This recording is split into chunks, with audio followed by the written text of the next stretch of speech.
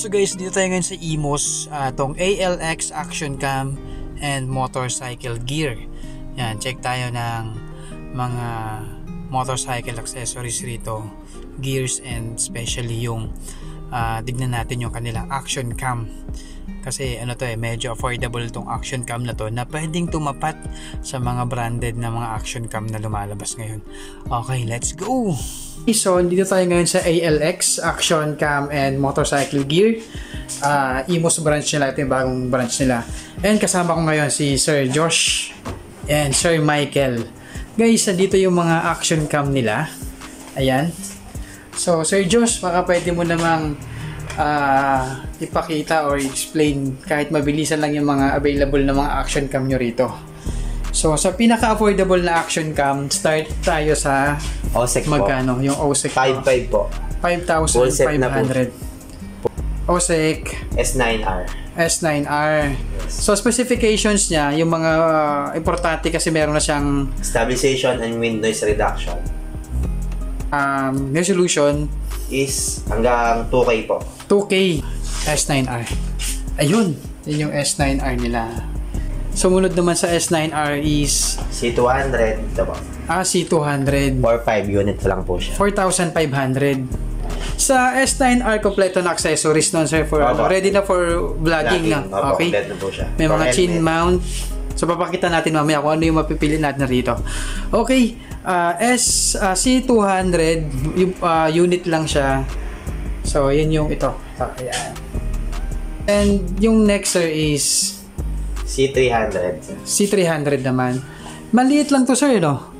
Mahaba siya na style. Packet. C300 packet. Packet. Okay, so pwede rin siya sa chin mount. Yes, sir. Okay. And next, sir, is itong SJ6 Pro. magkano naman niya, sir? 5.5 din. 5,500. Unit pa lang din. Yung sunod, sir? Ito pong SJ6 Legend. Ayan. 5.5 din po siya. 5,500 din. Touchscreen. Touchscreen lang siya. Opo, may image stabilization na rin po. Giant. Magkano ang complete accessories na?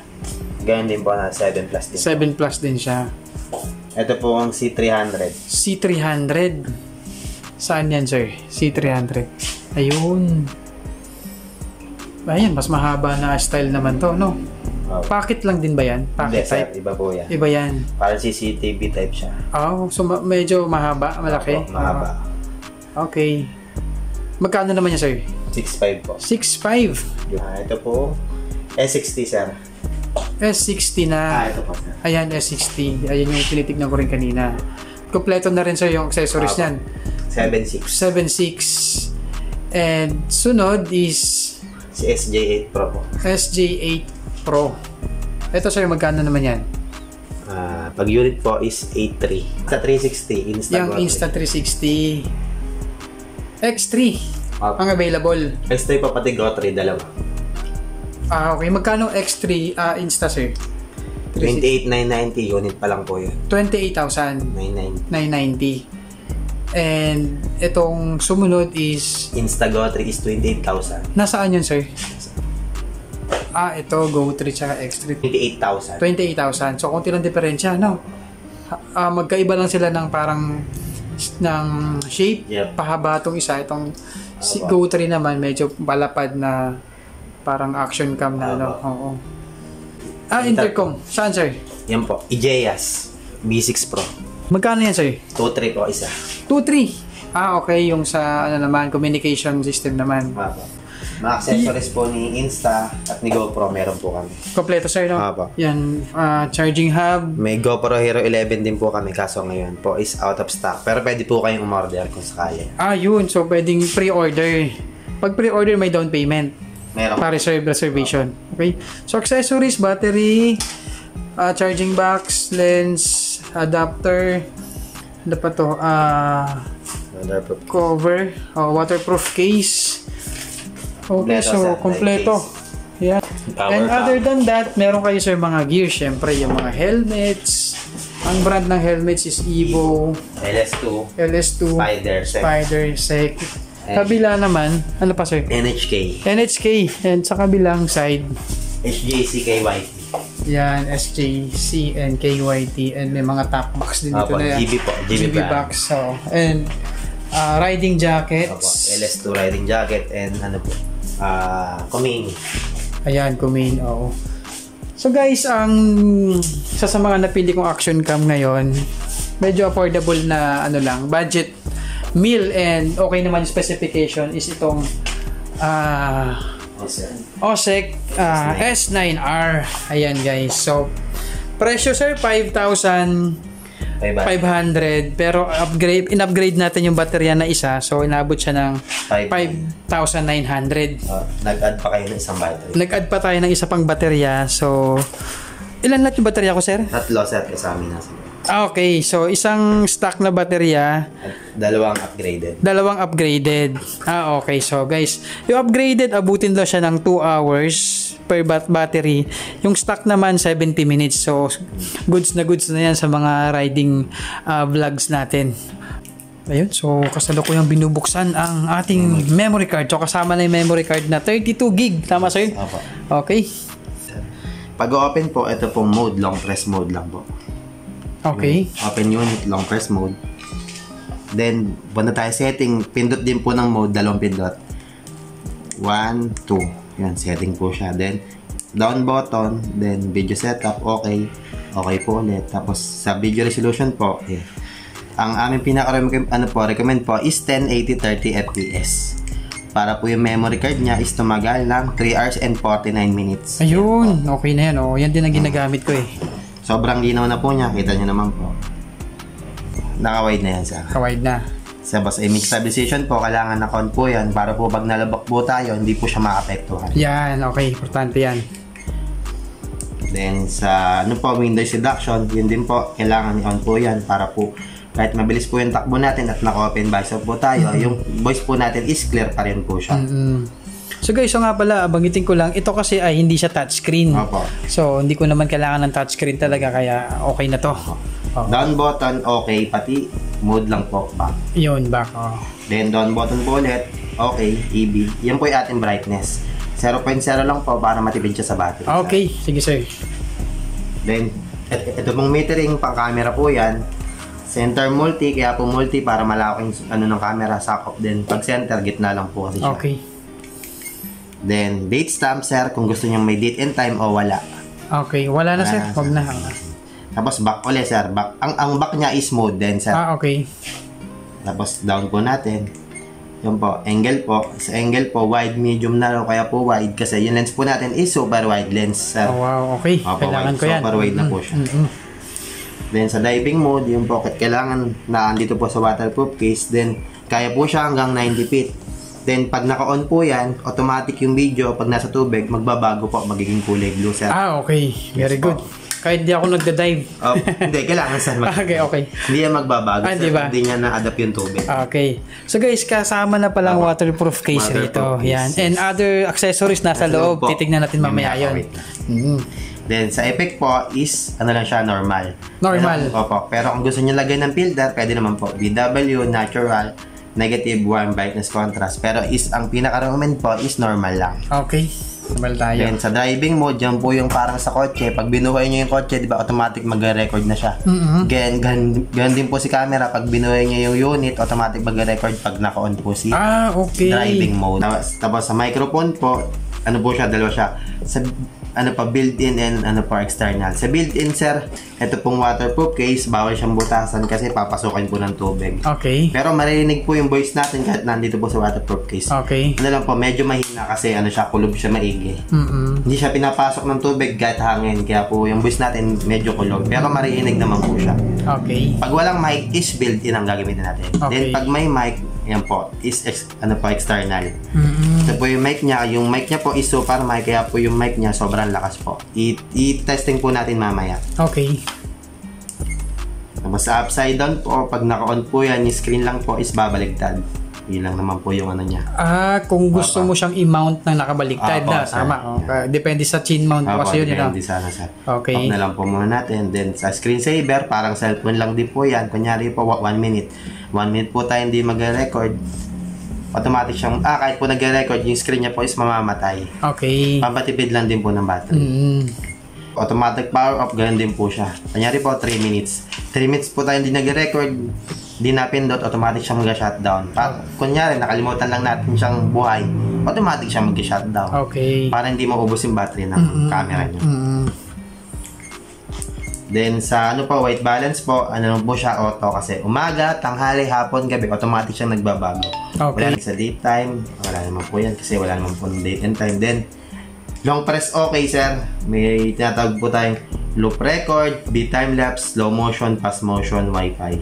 Pero si loop record lang po ang ginagamit masyado dyan. Hindi naman po si loop record po, ang ano po niya, purpose niya po is 1 minute, 3 minutes, 5 minutes. Kunyari po, 3 minutes. Lahat po ng record natin is 3 minutes. Okay. Every 3 minutes magkakat siya, pero yung video po is tuloy-tuloy. Mas madali lang po kasi i-download pag mga 3 minutes to 5 minutes yung video. Tama. Then, pwede nyo po siyang pagdugsong-dugsongin sa video, sa CapCut, na walang putol. Yan. Ganun po yung purpose niya. Sige sir, 3 minutes tayo. Then, tapos si up button po, dyan po natin makikita yung ating video. Yung mga files o kaya camera. Down button, yan po yung ating Wi-Fi hotspot. Diyan po tayo connect through cellphone para malipat po yung video through cellphone. Okay. Ganun po siya. Yan sir, i-testing po natin. Sige. Sports camera po. Password niya lang po 1. Connect lang po natin. Ayan, naka-connect na po siya. So naka-connect na. Opo, yung iSmart TV sir. Yan, iSmart TV. Okay. Pag naka-connect na po siya, automatic para siyang CCTV. Pwede niyo siyang i-record niyan. Pwede niyo siyang tingnan. Pwede po kayo dyan mag-record. Yan po. Ayun guys, so namomonitor na rin ng cellphone yung ating action cam. So, ayan, pwede na siyang i-save rito, no? Okay. Then, testing po natin yung mic. Hello, sound check, hello, sound check, hello, 1, 2, low. Then, download po natin, punta tayo sa kaliwa. Video, ayan lang po. So, ang file nito sir, MOV, no? Hindi siya MP4, pero kung compatible naman sa device natin, so wala namang problema. Kung napi-play niya naman yung MOV. Yes sir. Yan, lumabas na po siya.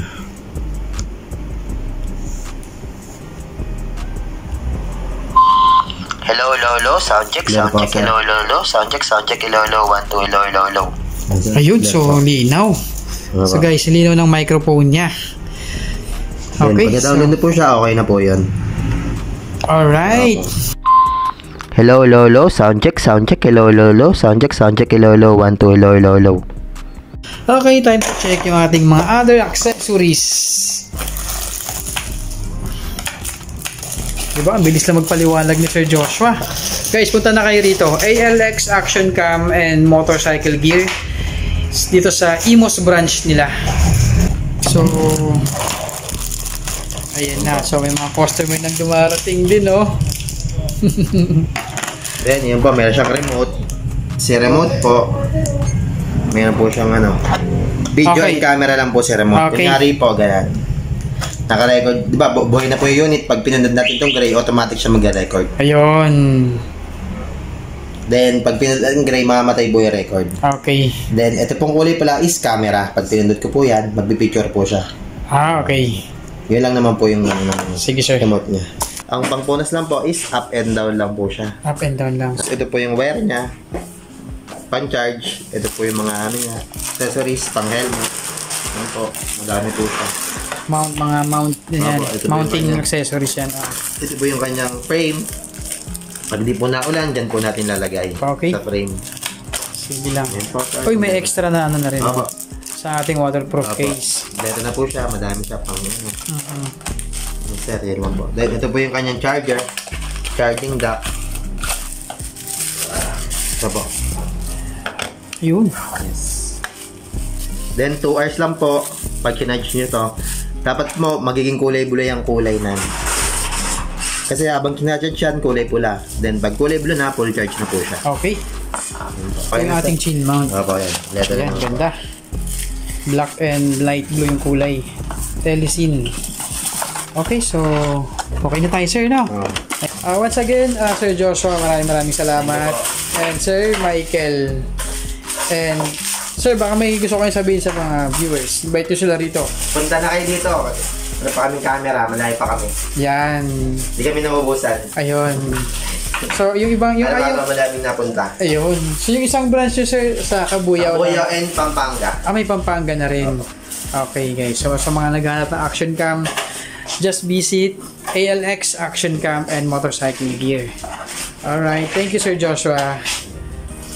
And salamat po, sir, and thank you po. Then sa mga pupunta po dito, lahat po kayo is welcome po. Okay. Thank you, Sir Joshua. Salamat. Yun. Guys, eto na yung ating action cam. Ating upuan. Ayan. So, nakakotse tayo ngayon. Ayan, so testingin natin tong ating OSEC Action Cam S9R. So i-mount muna natin dito sa ating sasakyan and tignan natin yung kanya actual camera footage sa ating biyahe. Okay, so maya maya lang change camera tayo. Change cam, go! Change cam, go!